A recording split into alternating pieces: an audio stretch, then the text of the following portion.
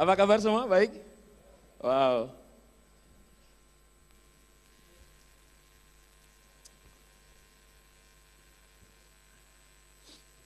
Enaknya di kebaktian kedua itu nggak stres dibatasi waktu. Beda banget. Oke, thank you worship team.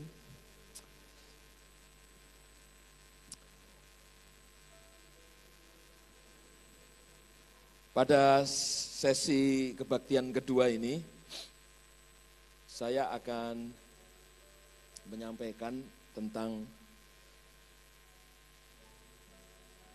orientasi. Mungkin perlu pertobatan orientasi juga. Nah, Bapak Ibu, Saudara semua, kalau kita melihat kehidupan gereja purba, gereja mula-mula, kemudian kita terpana dengan apapun yang terjadi di tengah mereka dan melalui mereka. Bahkan sejarah gereja mencatat pada tahun 100 sesudah Masehi, hampir seluruh dunia pernah mendengar dan pernah mengalami sentuhan gereja purba. Luar biasa. Efeknya itu sampai generasi ke generasi. Kita terpana. Membaca Kisah Rasul 28 pasal membuat kita ngiler gitu. Hal yang sama terjadi pada kita, gereja yang mengubahkan dunia. Tapi tahukah saudara, bahwa ada rahasia penting. Dan kadang-kadang gereja mengambil cara-cara yang berbeda. Kita mau hasil yang sama, tapi cara berbeda. Kita tidak akan seberhasil mereka. Karena apa yang mereka bagaimana mereka mengawalinya beda sama kita. Ini penting sekali, baik untuk kehidupan pribadi Anda maupun kehidupan bergereja. Ini poin penting pada siang hari ini. Kalau kita lihat, gereja hari ini getol sekali, demen sekali, membangun cara hidup Kristen. Pengkhotbah jago kita undang. Bagaimana cara kita mengarungi keseharian kita. Bagaimana menang atas keluarga, bagaimana memuji Tuhan. Bagaimana karakter berkembang dengan baik. Cara hidup kita pelajari. Kalau Anda lihat, perhatikan di Kisah Rasul pasal 2 ayat 41 sampai 47. Coba lihat Kisah Rasul pasal 2 ayat 41. Kita akan melihat judul perikop ini, ada judul perikopnya. Judul perikopnya adalah cara hidup jemaat yang pertama. Kalau Alkitab Anda masih Alkitab kertas, jelas ada judul perikopnya. Judul perikopnya cara hidup jemaat yang pertama. Kalau Anda perhatikan, dari ayat 41 sampai 47, semua bicara cara hidup gereja. Dan kita senang mempelajari itu dan kita mencoba mengembangkannya. Misalnya ayat 42, bertekun dalam pengajaran rasul-rasul. Oh, kita gila pengajaran. Kita pikir itulah awalan. Kita belajar juga di ayat 42 tentang persekutuan. Kita adakan home dan supaya kehidupan bersekutu satu sama lain keren. Di ayat 42 juga ada berdoa, memecahkan roti. Kita latih diri kita berdoa. Good. Di ayat 44 cara hidup mereka bersatu, 44. Wow, kita diajar bagaimana unity itu powerful. Kemudian ayat 45, cara hidup gereja mula-mula itu membagi-bagikan sesuatu. Mereka jual rumah, tanah, kemudian hasilnya orang-orang kaya ini hasilnya ditaruh di kaki rasul-rasul dan membagi. Wow, luar biasa. Ayat 47, memuji Allah. Mereka latih seperti rasul-rasul gereja mula-mula dan Kisah Para Rasul. Di ayat 47 juga dikatakan, maka Tuhan menambahkan jumlah mereka. Kita berupaya keras mempelajari penginjilan. Dan semua dari 41 sampai 47 itu disebut cara hidup jemaat yang mula-mula. Kemudian kita membangun cara hidup bergereja dan pribadi kita, cara hidup. Kita lupa bagaimana cara hidup mereka berubah. Ada satu peristiwa yang mendahului. Itu kan ayat 41 sampai 47. Kita lupa bahwa ada ayat 1 sampai 3. Coba lihat ayat 1 sampai 3. Inilah pendahulunya. Ketika tiba hari Pentakosta, semua orang percaya berkumpul di satu tempat. Tiba-tiba, wow, turunlah dari langit suatu bunyi seperti tiupan angin keras yang memenuhi seluruh rumah di mana mereka duduk. Mereka lagi kumpul di situ. Mereka dalam situasi kehilangan Yesus Kristus dari tengah-tengah mereka. Mereka baru melihat fakta bahwa teman mereka namanya Yudas menyerahkan guru mereka. Dan mereka baru menghadapi fakta bahwa orang yang paling bersemangat di tengah-tengah mereka yaitu Petrus. Kemudian menyangkal Tuhan mereka. Wah, itu keadaan komunitas lagi betul-betul bersedih. Dan Yesus bilang, kumpul, tunggu, kumpul, berdoa. Akhirnya mereka berdoa. Di Kisah Rasul 1 ayat 14, mereka berdoa. Mungkin dengan hati pilu, dengan sedih. Karena juru selamat mereka baru saja dibunuh. Dan kemudian naik ke surga dari tengah-tengah mereka. Mereka dalam keadaan seperti yatim piatu rohani. Wow. Situasi gak enak itu. Mereka berdoa. Kisah Rasul 1 ayat 14. Ayat 2, Kisah Rasul 2 ayat 2, tiba-tiba turunlah dari langit suatu bunyi seperti tiupan angin keras yang memenuhi seluruh rumah di mana mereka duduk. Ayat 3, dan tampaklah kepada mereka lidah-lidah seperti apa? Nyala api, bertebaran dan hinggap pada mereka masing-masing. 3 ayat pertama inilah yang menceritakan di saat mereka desperate, mereka berupaya menunggu janji di loteng Yerusalem. Tiba-tiba ketuangan rohnya Allah sendiri, Tuhan sendiri, jatuh di tengah mereka. Luar biasa, hal itu mengubah cerita.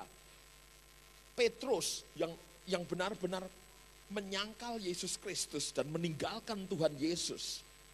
Petrus kemudian orang yang merasa bersalah. Malu sama kerumunan rasul-rasul yang lain. Tiba-tiba Rasul Petrus berdiri dan dia berkhotbah dan 3.000 orang bertobat dan wow, luar biasa. Bapak Ibu Saudara, gereja hari ini belajar 41 sampai 47 tentang bagaimana cara hidup jadi Kristen, bagaimana cara bergereja. Tapi lupa bahwa sebelum ayat 41 sampai 47 itu ada ayat-ayat pendahulu di mana Roh Kudus datang, revival, kehadiran Tuhan yang menyengat mereka, the presence of God, itu jatuh di tengah mereka, dan kemudian semua berubah. Saya mau sampaikan satu hal pagi hari ini, siang hari ini, bahwa kehadiran Tuhan dan keterlibatan Tuhan di tengah-tengah gerejanya, itu menjadi prinsip yang utama. Kita suka membangun karakter, kita suka membangun cara kebaktian, kita suka membangun cara hidup kita. Tapi kita lupa bahwa kunci dari seluruh perubahan, kunci dari seluruh pergerakan itu justru begini, rohnya Tuhan jatuh di tengah mereka. Dan itulah kuncinya. Nah, rahasia dari pertumbuhan menurut saya adalah faktor Tuhan. Kita banyak mendidik jemaat, diri kita soal karakter. Kita belajar soal bagaimana memuji Tuhan. Kita belajar bagaimana berdoa, itu semua baik. Tapi percayalah, kunci di atas segala kunci adalah begini. Rohnya Allah sendiri ada di tengah kita. Perubahan itu tidak dihasilkan lewat cara-cara. Perubahan itu dihasilkan lewat kehadiran Tuhan sendiri di tengah kita. Maka kelaparan kita akan Tuhan yang bergerak di tengah kita, itu adalah yang inti dan sari. Saya kira pengetahuan apapun mengembangkan gereja Tuhan, pengetahuan apapun tentang mengembangkan kehidupan, tidak akan berhasil tanpa begini. Tuhan ada di tengah kita dan dia menyatakan kehadirannya. Pengetahuan dan hikmat tidak mencukupi. Nah, hari ini kita akan belajar begini. Seorang yang namanya Salomo yang disebut man of wisdom pakai hikmat membangun hidupnya. Hikmat saja. Lain sama papinya, man of worship. Yang kemudian hadirat Allah bagi papinya, itu segalanya. Nah, mana yang kita pilih? Man of wisdom atau man of worship? Man of presence. Saya takut sekali kalau gereja terprosok mencoba membangun institusi rohani dengan cara-cara yang jiwani. Saya cukup khawatir kalau gereja itu membangun pakai prinsip-prinsip tetapi tidak membangun pakai kehadiran Tuhan sendiri. Kelaparan kita untuk membangun diri kita itu bukan kelaparan prinsip-prinsip saja. Karena banyak Kristen menguasai prinsip tapi tidak mengalami manifestasi kehadirannya dalam diri kita. Apa yang mengubah? Prinsipkah? No, yang pertama yang mengubah Tuhan hadir dalam hidup kita. Mari kita mau bandingkan kehidupan dua orang itu. Satunya man of wisdom yang sangat pinter sampai-sampai ratu dari selatan. Itu mendengar saking pinternya Salomo, itu ratu dari selatan, itu sampai datang ngemis hikmat. Pinter Paul. Tapi faktanya siang ini kau akan dengar bahwa hikmat dan prinsip saja tidak mencukupi kalau Tuhan belum menerobosi hidup saudara. Doa saya siang ini, kiranya Tuhan memanifestasikan dirinya atasmu. Tuhan hadir di kamarmu, di hatimu. Waktu kau makan, Tuhan jamah meja makanmu. Di mana kau ada di sana. Dan kau baru tahu kekuatan ubah itu bukan dari prinsip yang pertama. Kekuatan ubah yang sejati itu dari Dia menerobosi hatimu, menjamahmu, mengubahmu. Doa saya untuk CLCC supaya manifestasi kehadiran Tuhan makin nyata di gereja ini. Lebih dari sekedar prinsip yang kita kejar, lebih dari sekedar pengajaran itu sendiri. Banyak gereja menekankan pengajaran tapi bukan kehadiran. Ini waktunya menempatkan mana yang inti dan mana yang berikutnya. Saya mau kasih background sedikit tentang orang pinter, namanya Salomo, man of wisdom. Saking pinternya, Salomo sampai bisa mengembangkan uang yang diwariskan dari papinya, namanya Daud. Uang itu diwariskan kepada Salomo. Jumlahnya kira-kira, kalau $1 13.000, itu Salomo itu begitu papinya mangkat. Maka uang yang diterima Salomo kira-kira 60 sampai 70 triliun. Banyak enggak? Senang. 66 sampai 70 triliun coba kalau Anda hitung. Tapi dasar orang pinter, dia membangun kerajaannya di zaman Daud. Daud itu perang terus. Kenapa? Alkitab beritahu bahwa Daud memang tugas di generasinya itu menghabisi musuh-musuh dengan bertempur. Supaya apa? Supaya nanti Salomo tidak usah perang lagi. Dan Salomo itu cuma tinggal membangun kerajaan. Kalau musuh-musuh bangsa-bangsa lain tidak dihabisi oleh papinya dulu. Nanti kalau mau bangun rumah Tuhan, bangun kerajaan diganggu terus. Jadi papinya tugasnya di generasi papinya menghabisi semua musuh-musuh.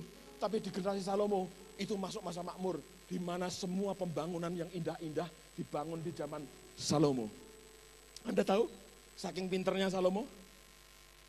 Salomo itu akhirnya dipakai Tuhan bangun bait suci. Yang sampai disebut bait suci Salomo. Itu kerennya minta ampun. Untuk membangunnya saja, saking kerennya butuh 7 tahun. Butuh pekerja sejumlah 153.000 karyawan. Banyak gak? Banyak ya? Oh, enggak banyak. Banyak. Bangun bait Salomo itu butuh 7 tahun. Butuh 153.000 karyawan. Selama 7 tahun dan sampai minta kayu, pekerja, emas dari teman-teman papinya. Teman-teman papinya itu masih menghormati dia. Jadi dia minta dikirim kayu, minta dikirim emas. Semua pada takut. Karena papinya berhasil menaklukkan bangsa-bangsa. Jadi Salomo saking pinternya mengelola network. Salomo sampai mengelola duit. Dan tahukah Anda? Salomo berhasil membangun rumah Tuhan yang namanya Bait Salomo. Dengan biaya berapa coba? Bandingkan ya, APBN kita di zaman Pak Jokowi itu kira-kira 2095 T. Banyak nggak itu? Banyak ya? Wes gak usah bayangkan malah mumet gak mau. 2095 T. Tetapi bait Salomo itu kok dihitung $1 13.000. Harga bait Salomo kayak bangun gedung gereja ini, gedenya. Tahu nggak bait Salomo harganya 2.600 triliun, banyak nggak? Loh, APBN kita yang ngurus bangsa Indonesia 240.000 orang, itu 2095 T. Tapi bangun bait Allah yang sauplik itu, sauplik 2.600 T. Dan berhasil. Wah, keren banget. Pinter. Orang bego nggak bisa. 60 T kok jadi 2.600 T. Dia taklukkan semua musuh dengan cara-cara yang pinter luar biasa. Tahu tidak? Saking hebatnya di zaman Salomo, itu dikatakan di zaman Salomo, itu perak itu tidak ada harganya. Bayangkan, perak nggak ada harganya, sampai dikatakan di kitab Raja-Raja, banyaknya batu di Israel, itu banyaknya emas sama dengan banyaknya batu. Anda kalau jalan-jalan di Bandung itu kesandung kan paling kerikil atau tai kambing. Ini di Israel kesandung emas loh. Itu Alkitab bilang banyaknya emas itu seperti banyaknya batu di seluruh Israel. Saking makmurnya. Ini orang top membangun pakai wisdom. Saya mau beri gambaran kepada saudara bahwa ini raja yang bukan bego, pinternya minta ampun. Anda membaca kitab Amsal Salomo baca, pinter nggak itu? Bahkan ada hamba Tuhan yang berkata begini, kalau Anda bosan, bacalah kitab Amsal 31 pasal, tiap hari satu pasal. Nanti suatu saat, lah itu saatnya enggak tahu saya. Tapi suatu ketika Anda akan sepinter penulisnya. Siapa penulis kitab Salomo? Salomo sendiri. Saking pinternya sampai kitab Amsal itu disebut kitab raja. Jadi, kalau Anda ingin jadi pemimpin, pinter dan punya bakat raja, baca kitab Amsal. Tetap nggak pinter-pinter, itu nasib saya kira. Kok bisa loh? Luar biasa.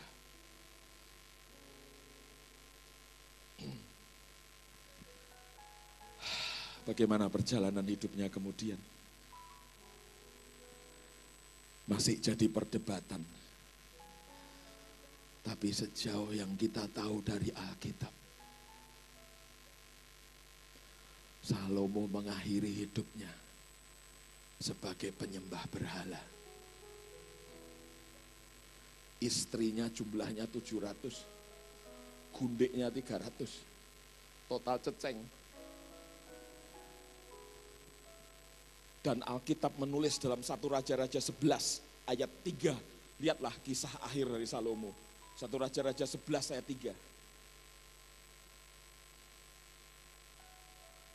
1 Raja-Raja 11 ayat 3.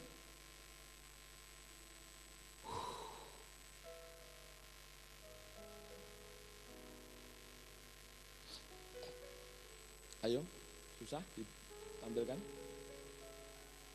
Enggak bisa. 1 Raja-Raja 11 ayat 3.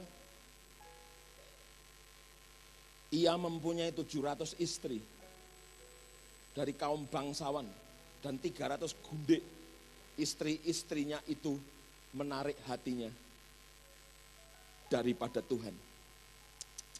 Istri-istrinya itu menarik hatinya daripada Tuhan. Lihat nih si orang pinter ini. Lemah sekali. Sampai hadirat istrinya lebih kuat dari hadirat Tuhannya. Ketarik tentunya. Ayat 4. Sebab pada waktu Salomo sudah tua, istri-istrinya itu mencondongkan hatinya kepada Allah-Allah lain. My God. Sehingga ia tidak sepenuh hati. Ia tidak sepenuh hati di masa tuanya Salomo. Ia tidak sepenuh hati berpaut pada Tuhan Allahnya seperti Daud ayahnya. Wow.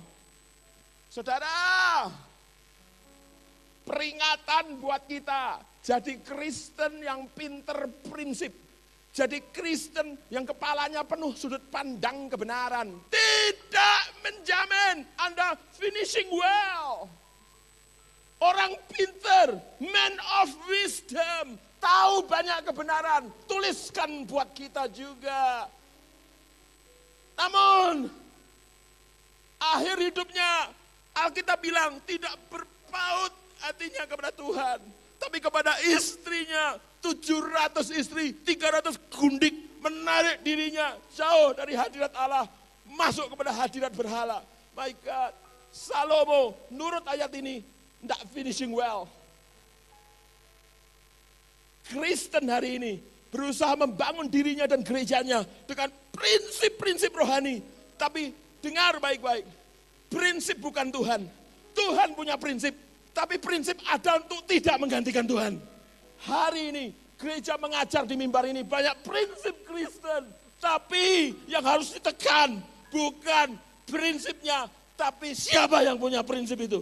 Kita sering mendekati prinsipnya, tapi tidak mendekati sumber-sumber prinsipnya. Yesus Kristus mestinya dengan seluruh manifestasi kehadirannya adalah inti dari semua gerakan pembangunan gereja, pembangunan jemaat, dan kehidupan pribadi. Saya lihat banyak Kristen, itu kalau minggu datang gereja, cuman kulakan pengetahuan dan khotbah. Bahkan 3 tahun kemudian, 10 tahun kemudian, itu pengkhotbah yang datang sampai minder. Kalah pinter. Karena pendetanya cuma satu sudut pandang. Tapi Anda berapa pendeta setiap tahun? Jadi Anda tambah pinter daripada semua pembicara. Jadi Anda bisa mengkritiki. Ayatnya dia kurang ini. Mestinya ilustrasinya ini. Ini pendeta kegemukan. Kita jago kritik. Dan kemudian cuman jago kritik dan tidak berubah. Yang mengubah Anda bukan prinsip, yang mengubah Anda begini, Tuhan hadir dalam hidup Anda. The presence of God. Kalau ada yang hatinya suam dan jauh dari Tuhan siang hari ini, saya doakan Anda supaya kembali Anda disengat dengan kehadirannya yang manis, yang lembut, yang menggugah, yang membangkitkan, yang membakar Anda kembali. Kadang prinsip-prinsip tidak bisa melakukannya, tapi pribadinya yang datang dalam hidupmu, dia yang mendesakmu ke arah perubahan. Suamimu udah tahu banyak prinsip, tapi tetap tempeleng Anda. Suamimu banyak tahu tentang ayat-ayat, tapi tetap saja jadi pria kasar. Tapi mendadak Roh Kudus datang saat kalian sedang makan bersama di meja makan. Anakmu berdoa, papi dilawat, nangis karena doa anak yang tulus. Tuhan tumpah di meja makan itu. Dan kemudian seorang papi yang pemarah, kasar, berubah. Kenapa? Karena Tuhan menjamah mereka. Saya berdoa itu terjadi di rumah tanggamu. Bahwa kuasa perubahan hanya dalam diri Allah. Prinsip Kristen ada bukan untuk menggantikan Tuhan. Prinsip Tuhan itu menggambarkan tentang dirinya, bagaimana bekerjanya, dan bagaimana kerajaannya dinyatakan. Thank you untuk prinsip Tuhan. Tapi prinsip Tuhan tidak pernah dimaksudkan untuk mengganti Tuhan.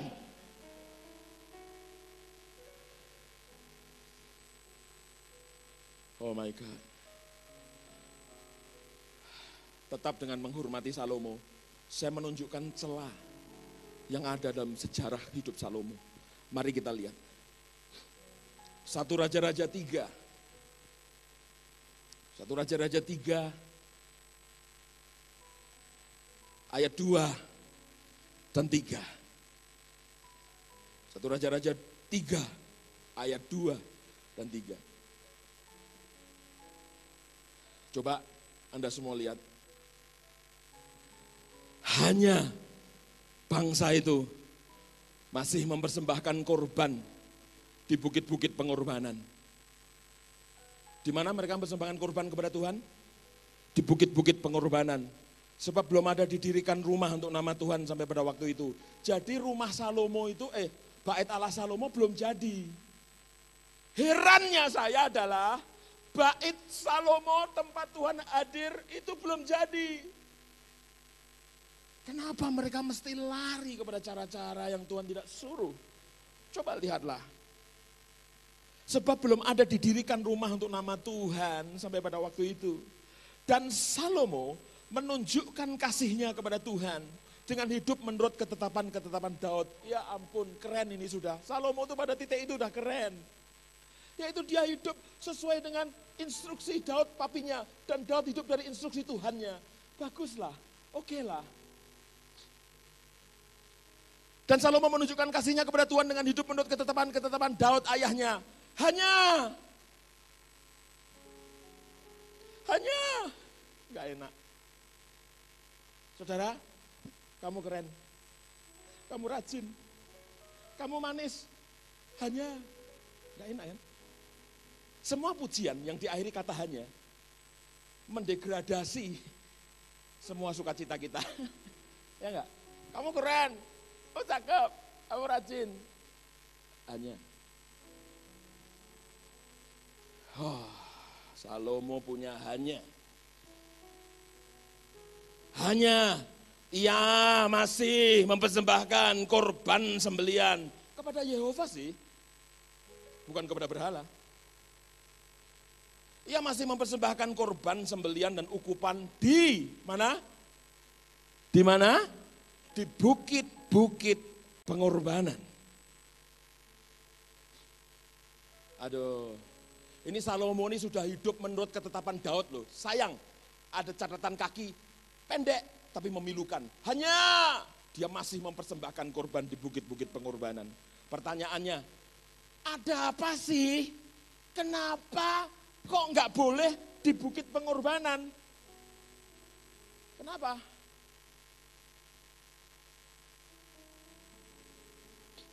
Kan toh persembahan korbannya untuk Yehova juga. Untuk Yehova juga. Saya bertanya kemudian, kenapa ya? Aku bukalah sejarah, baru aku ngerti saudara. Jadi ternyata Tuhan itu mengkritik Salomo, walaupun persembahan itu untuk Tuhan Yehova, tapi dikritik karena mempersembahkannya di bukit pengorbanan. Nah, mempersembahkan persembahan di bukit pengorbanan itu cara bangsa-bangsa penyembah berhala pada waktu itu. Jadi nyembahnya Tuhan, tapi caranya bukan caranya Tuhan, gitu loh. Wah, itu menghancurkan hati Tuhan benar itu. Kenapa dengan bukit? Wah, kalau Anda belajar sejarah, Anda baru tahu bahwa ternyata bangsa-bangsa lain penyembah berhala, itu kalau mau deketi Tuhannya kasih persembahan, itu naik ke bukit. Jadi kalau bukitnya makin tinggi, makin keren. Nah Salomo mikir, baik juga ini. Sementara baik Salomo belum jadi, niru konsep bangsa lain. Boleh juga, nalar kok. Nah gereja kecebur kepada begini, penalaran tanpa kehadiran Tuhan. Mari kita lihat, alasan pertama kenapa bukit. Jadi bangsa lain memandang, dengan mendaki ke bukit untuk mempersembahkan korban, itu menunjukkan kepada Tuhannya, kalau dia punya tekad. Nih lihat nih, aku bertekad. Pakai kekuatan pribadi. Kristen banyak mengikut Yesus dengan sekedar tekad mencintai Tuhan. Nah Kristen tekad akan gagal. Karena yang berhasil itu Kristen anugerah. Paulus berkata, aku mau melakukan yang baik, tapi yang jahat justru ada padaku. Tahu tidak? Kristen yang berjalan dalam jalan-jalan anugerah, itu sangat mengandalkan kemurahan Tuhan. Dan sangat melibatkan Tuhan. Dia tidak terlalu yakin tentang keringatnya dan tekadnya. Saya itu saudara sudah berkhotbah 36 tahun, hampir. Tapi tadi saya dari situ, kursi itu tadi saya duduk di depan, saya mau naik ke mimbar ini, menit-menit terakhir saya masih bertanya, maukah kau saya tetap khotbah itu? Karena kalau Tuhan bilang, dia kirim pesan lain ke Anda, saya akan ganti pesan. Bagi saya, pelayanan saya ini bukan berdasarkan fasih lidah, atau semua pertimbangan-pertimbangan bagus di kepala saya tentang saudara. No. Materi khotbah saya banyak sekali di iPad ini. Tapi saya tidak mau menaruh pengharapan saya di atas materi yang begitu banyak di iPad ini. No. Saya mimpi malam hari aja kadang mimpinya khotbah. Saking fasih lidah 36 tahun berkhotbah. Istri saya jadi saksi. Kalau ngimpi aja sampai berkhotbah, itu ringan saja. Tapi apakah fasih lidah dan materi menjadi andalan untuk membangun gereja Tuhan yang mulia? Bukankah Tuhan yang paling tahu bagaimana cara membangun kita? Pembicara tidak tahu. Tuhan yang paling tahu membangun hidup saudara. Anda mungkin berpikir, tahun depan aku mau bisnisku, aku mau giniin, terus gituin. Hari ini harus bertobat. Melibatkan Tuhan menjadi faktor nomor 1. Itu hal yang penting untuk ditekankan. Sebagai gereja yang kemudian bertumbuh kembang menjadi gereja yang melibatkan, mengandalkan Tuhan dan kemurahannya. Saudara, kita ini jadi gereja suka begini. Aku mengasihi Tuhan, bertekad mengasihi Tuhan, naik ke bukit. Terima kasih untuk hati yang bagus mengasihi Tuhan. Thank you, Anda cukup semangat. Tapi Anda gagal kan semakin bertekad mengasihi Tuhan? Karena apa? Tidak berpijak dari 1 Yohanes 4 ayat 10. Tolong dibuka. Yang lalu saya sudah pernah singgung ayat ini. Saya mau kita lihat lagi. 1 Yohanes 4 ayat 10. 1 Yohanes 4 ayat 10.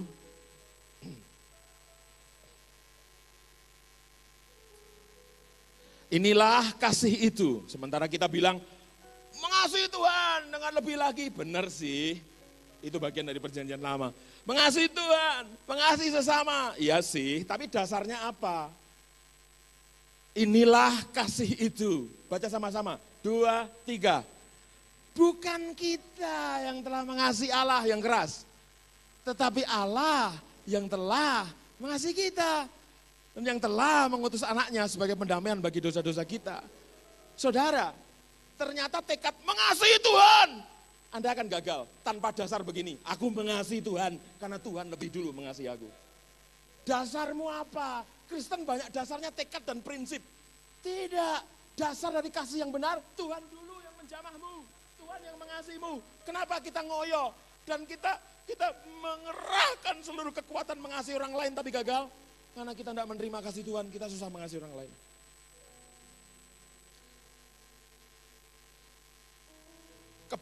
Naik ke bukit itu artinya pakai tekad. Mestinya Anda harus bilang, seperti kitab Filipi, I can do all things through Christ who strengthen me.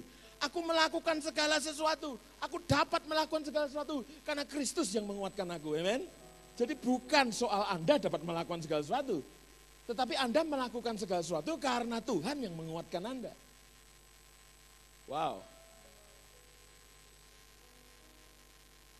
Itulah pertimbangan pertama, kenapa bangsa-bangsa penyembah berhala kalau mempersembahkan korban pada Tuhannya naik ke bukit, mereka mau nunjukkan sama Tuhannya, nih Tuhan nih, gua ngoyo nih, gua bertekad nih menghampirimu, lihat gunungnya tinggi aja aku daki kok, lihat heroik gak gua. Tapi itulah, pakai kekuatan sendiri, Anda pasti akan gagal. Yang kedua, kenapa bukit pengorbanan? Ternyata pengertian manusiawi pada waktu itu begini. Tuhan itu adanya di tempat tinggi. Jadi kalau naik ke gunung, itu lebih dekat Tuhan. Gunungnya tinggi enggak? Tinggi, wah makin dekat Tuhan. Ada gunung yang lebih tinggi?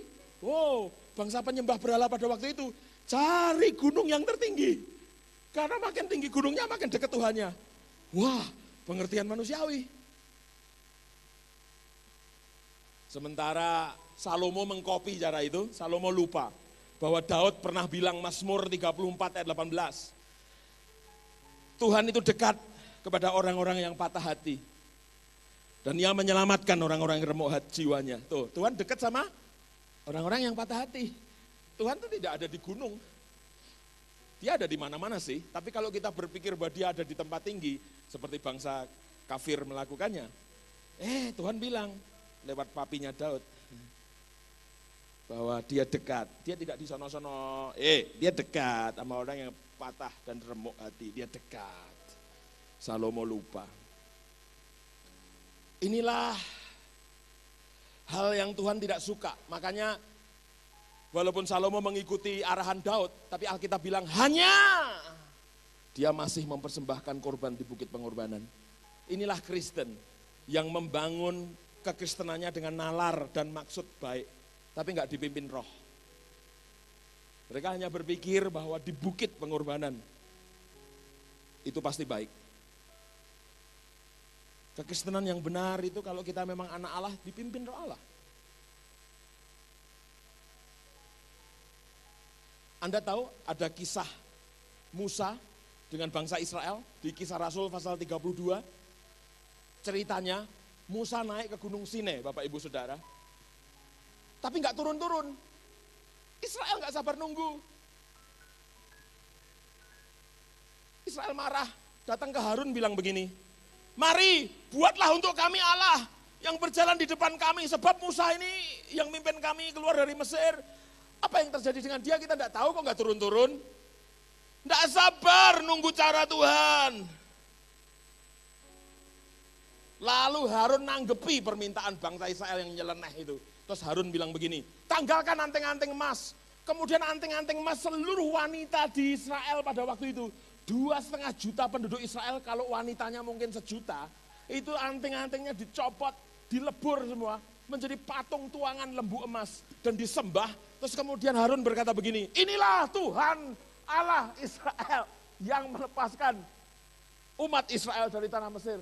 Wong edan. Wong jelas-jelas dibikin sendiri dengan tangannya. Ini Allah Israel. Tuh orang tuh kok sudah keblinger ya. Itu apapun itu dipikir, itu bisa Tuhan senang.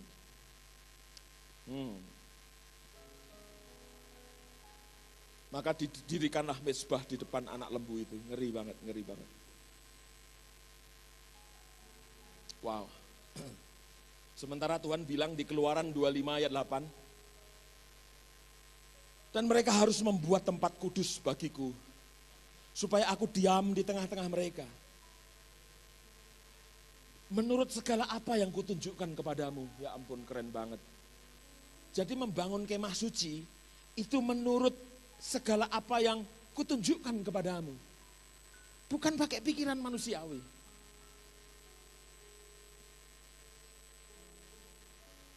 Apa bedanya dengan Daud, Bapak Ibu Saudara? Itu tadi Salomo, dia niru gaya penyembahnya penyembah berhala. Naik ke bukit supaya dekat Tuhan, naik ke bukit supaya kelihatan bertekad. Tuhan tidak butuh itu. Daud itu lain. Daud nggak contek cara penyembahan bangsa lain. Daud percaya bahwa tabut perjanjian itu sementara ada di tengah-tengah bangsa Israel. Itulah tempat penyembahan. Tabut perjanjian. Dan Bapak Ibu Saudara, Daud sampai saking menghormati Tuhan dan percaya Tuhan dekat sama orang Israel. Itu sampai Daud mendirikan kemah, Camp of David. Itu kemah Daud, di mana di kemah Daud itu isinya kalau masuk ke dalam, isinya tabut perjanjian dan Tuhan hadir. Dan penyembahan itu dinaikkan 24 jam di depan tenda kemah Daud. Ada tabut, Tuhan hadir. Dan mereka di zaman Daud, mereka nyembah 24 jam. Aduh, dengar, keblingernya Salomo adalah, kalau memang bait Salomo belum jadi, jangan nengok cara lain toh. Mbok kembali ke cara papinya. Kok lupa ada tabut perjanjian di Yerusalem? Kalau memang belum jadi baitnya, pulang ke Yerusalem. Kan ada kemah papinya. Di mana tabut perjanjian ada di dalamnya. Udah nyembah di situ sampai bait Salomo jadi. Dia tidak suka cara Tuhan, saking pinternya. Kristen yang hanya pinter dan tahu banyak. Dan yamin. Tuhan bilang hanya.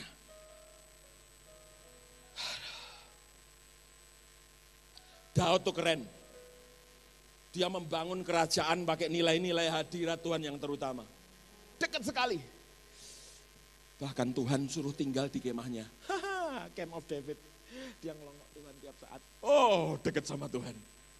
Tahu tidak? Daud manusia biasa. Dia jatuh dosa, ya. Tapi dasar man of presence, man of worship. Dosa pun tetap terhubung sama Tuhan. Sementara Salomo, dosa malah makin dosa. Istri satu dari orang kafir, dia kawinin putri Mesir, Firaun, dikawini. Enggak cukup, tambah 1, 2, 3, 4, 700, kurang, tambah 300, bonus, gundik. Total, ceceng. Dia lakuin dosa otomatis gak kerasa salah. Tapi Daud, lihat. Begitu dia melirik, Batsheba lagi mandi.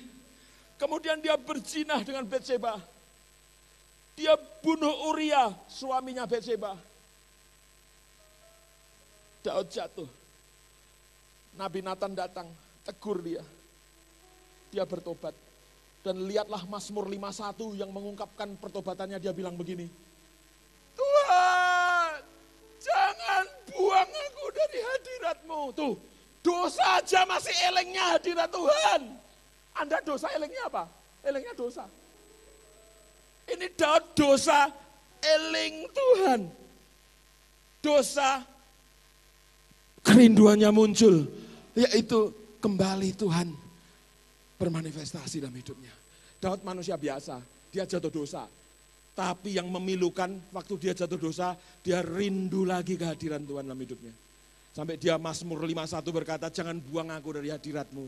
Saudara, malam ini, siang ini, mungkin kau datang ke sini dalam keadaan merasa tidak layak.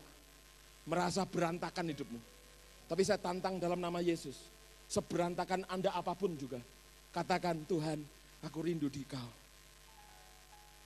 Akhirnya Daud dibangkitkan Tuhan lagi. Daud pernah salah juga. Salahnya Daud, dia melakukan sensus. Itu sesuatu yang tidak Tuhan suruh. Hitung rakyat. Jadi maksudnya apa ini suruh hitung rakyat? Mungkin Daud itu merasa besar dan sombong sampai suruh ngitung jumlah rakyatnya. Alkitab mencatat Bapak Ibu Saudara. Waktu proses menghitung, proses sensus berjalan. Maka Alkitab berkata, maka hati Daud berdebar-debar.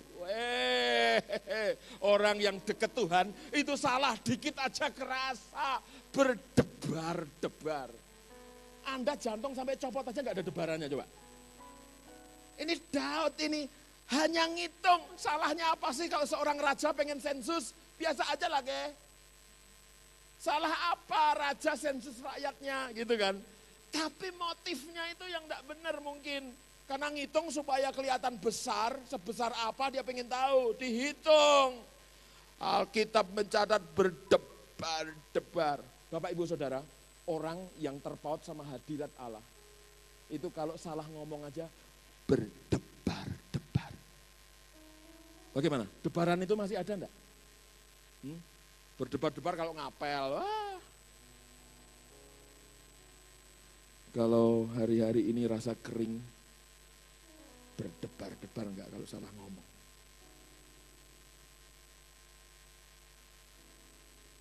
Itu bukan perasaan tertuduh yang tinggal dalam hidupmu, no. Itu peka sama perasaan Tuhan. Orang yang tumbuh dalam hadirat Allah, itu punya rasa peka sama apa yang Tuhan mau atau tidak. Halo? Tapi orang yang digojlok sama prinsip-prinsip, sering rasa-rasa itu enggak peka lagi. Dia hanya peka sama jalan berpikir, tapi tidak peka sama perasaan Tuhan. Nah jemaat di CLCC, doa saya adalah, kau punya perasaan peka terhadap perasaan Tuhan. Dalam nama Yesus, engkau memiliki itu. Dalam nama Yesus, engkau mewarisi itu. Rasa berdebar, jika kau mulai keluar dari apa yang Allah maksudkan. Wah, ini jemaat ini, man of worship.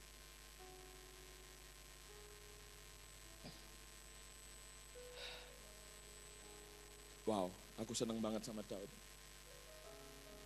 Beberapa kali dia salah pun tetap terhubung sama hadiratnya. Oh my God.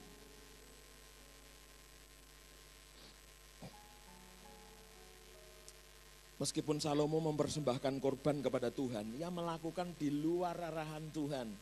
Ia melakukan cara-cara agama berhala. Bagi saya pergerakan yang tidak lagi profetis, itu sebentar menjadi pergerakan yang egosentris. Semuanya mulai berpulang pada cara saya, pemikiran saya, hadirat saya, peran saya, kalau lebih sering saya, maka Anda tidak peka lagi kepada Tuhan. Dalam bisnismu, dalam rumah tanggamu, seringlah berdoa begini, Tuhan, kami jalan terus karena kehadiran-Mu. Karena Kau terlibat, kami baik-baik saja. Kami mengharapkan di Kau lebih dari apapun. Wah, itu kok jadi doamu harian untuk apapun yang kau lakukan. Saudara, engkau tidak akan sama lagi.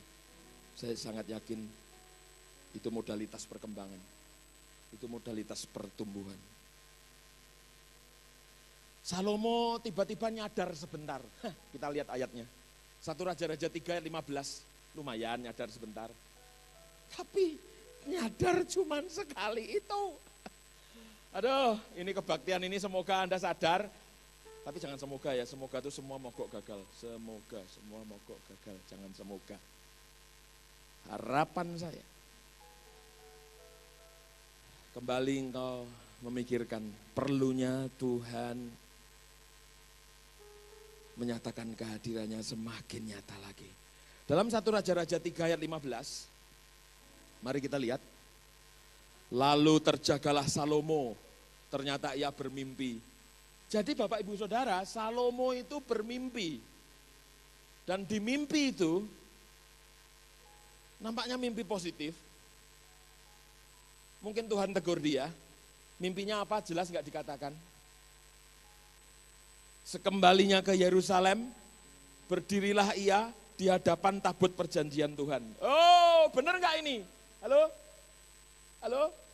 Bapak Ibu ini benar nggak ini? Sekembalinya ke Yerusalem, berdirilah ia di hadapan tabut perjanjian Tuhan. Benar nggak? Benar.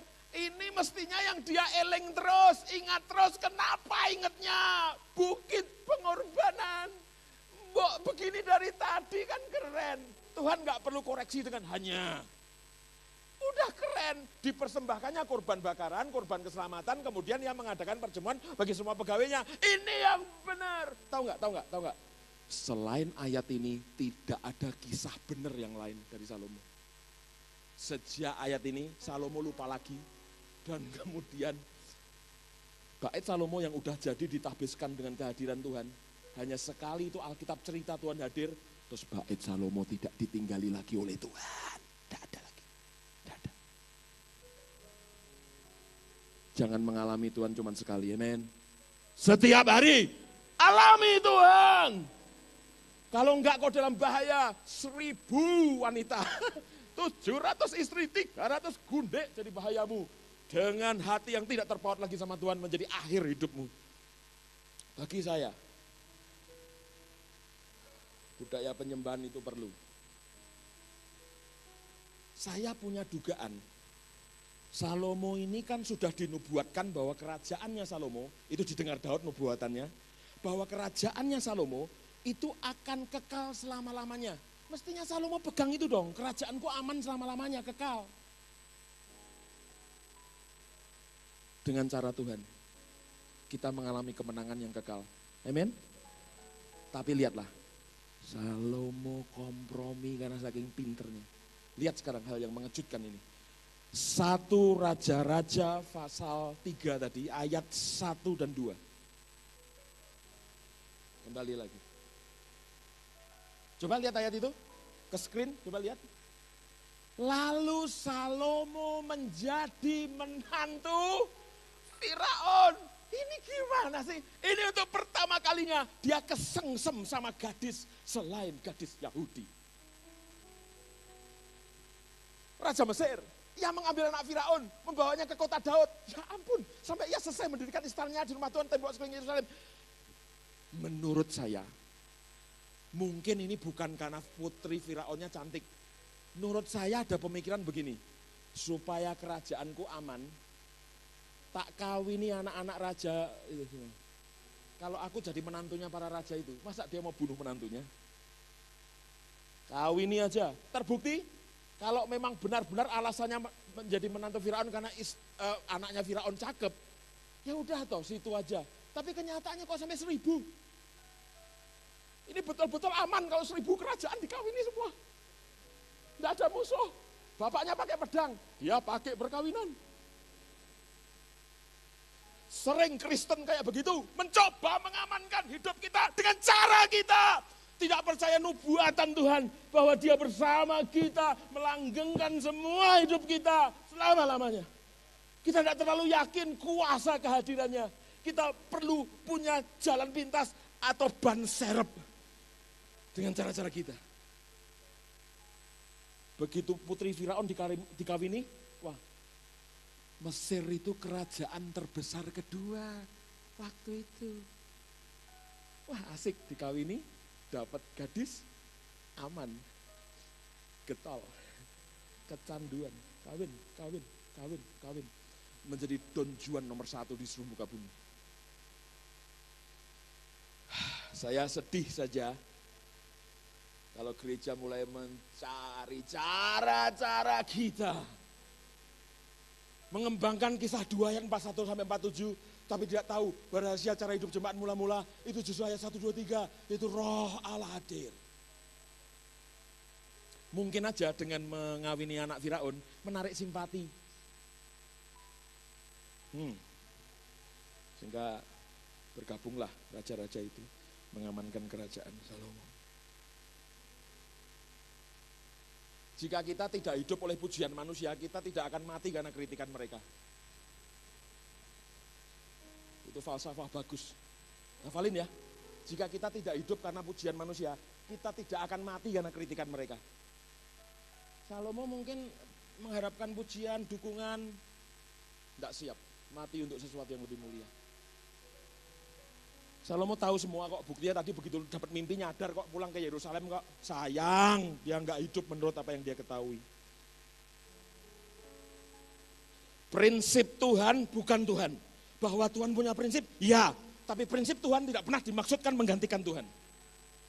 Terima kasih untuk kepalamu dan hatimu yang penuh prinsip, terima kasih, itu harus. Tetapi kalau prinsip Tuhan menggantikan Tuhan, Anda salah. Coba lihat ke sini semua, saya mau kasih ilustrasi. Anda semua tahu YouTube kan? Banyak orang-orang di luar CLCC yang ternyata nonton YouTube-nya saya di Cactus Production CLCC. Nah, orang-orang ini itu tuh pengen kenal saya.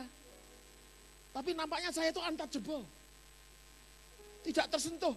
Dipanggil khotbah nggak mau. Di Bandung ini banyak gereja yang minta saya khotbah tapi nggak mau saya. Sudah, saya memang ada di CLCC sama di United. Sudah 2 itu aja sudah. Itu anak-anak saya sendiri. Jadi saya nggak mau khotbah di gereja lain gitu. Jadi mereka penasaran bagaimana untuk mengenal prinsip-prinsip Cornelius Wing yang dihidupi bersama Tuhannya. Ketemulah YouTube, Cactus Production, tang. Wing khotbah. Dan mereka belajar prinsipnya Wing. Tapi dengar, mereka nggak mengalami Wing. Mereka hanya tahu prinsip Wing. Caranya mereka mengalami Wing, pergi ke Brebes. Bertemu saya. Balik ke sana 8 jam. Ayo jumpa saya. Minum teh sama saya di rumah saya. Kamu saya sambut seperti saudara. Katakan saja passwordnya CLCC. Masuk. Mampir ke Ayani 247 belakang Brebes. 52212. Anda akan tiba di rumah saya, begitu Anda jumpa saya di rumah saya, Anda tidak sekedar tahu prinsip saya, tapi Anda mengalami saya. Itu orang yang dengar YouTube tuh nggak tahu hobi saya apa loh. Mereka dengar saya dan prinsip saya, tapi nggak ngerti kesukaan saya. Mereka nggak ngerti apa-apa tentang saya. Mereka hanya tahu prinsip tentang saya, prinsip yang saya hidupi. Mereka nggak tahu hidup saya. Banyak orang tahu banyak tentang Tuhan, tapi nggak ngalami Tuhan.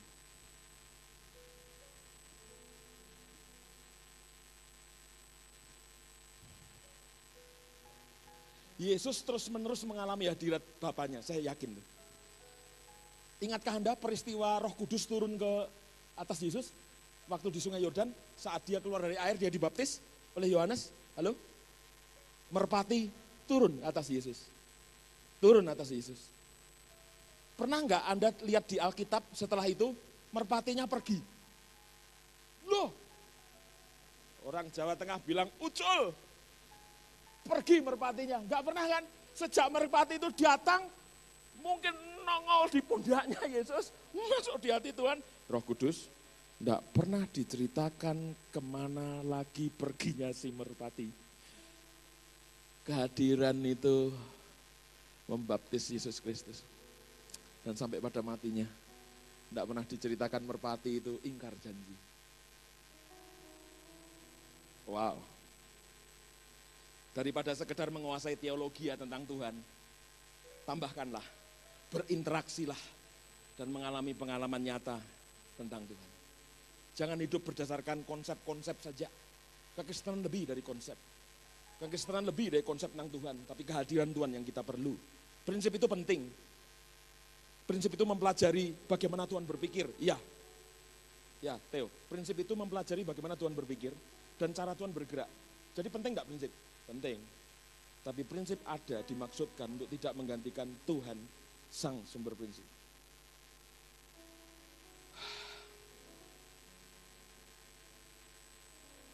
Sejak pembangunan Bait Salomo selesai, terus Tuhan hadir pertama kali ditahbiskan, setelah itu tidak ada penyembahan lagi.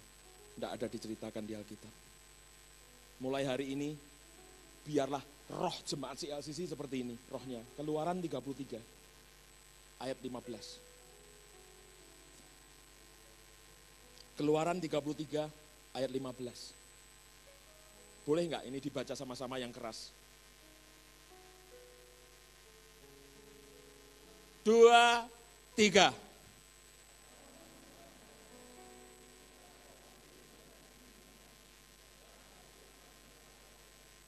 Dalam teks lain dikatakan, jika engkau Tuhan tidak berjalan di depan kami, mendahului kami tidak mau jalan.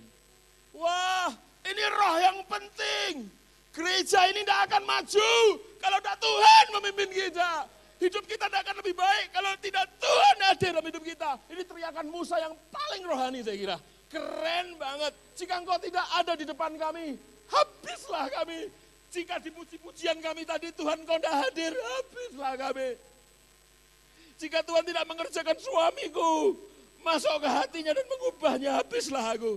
Jika Tuhan tidak menolong anak-anakku, aku nggak tahu bagaimana didik mereka. Doa tentang keterlibatan Tuhan itu penting. Prinsipmu tidak mencukupi. Engkau perlu Tuhan sang empunya prinsip. Dengar baik-baik, pekerjaan-pekerjaan rohani tidak bisa ditangani oleh orang-orang yang tidak rohani. Pekerjaan-pekerjaan rohani hanya bisa ditangani oleh orang-orang rohani.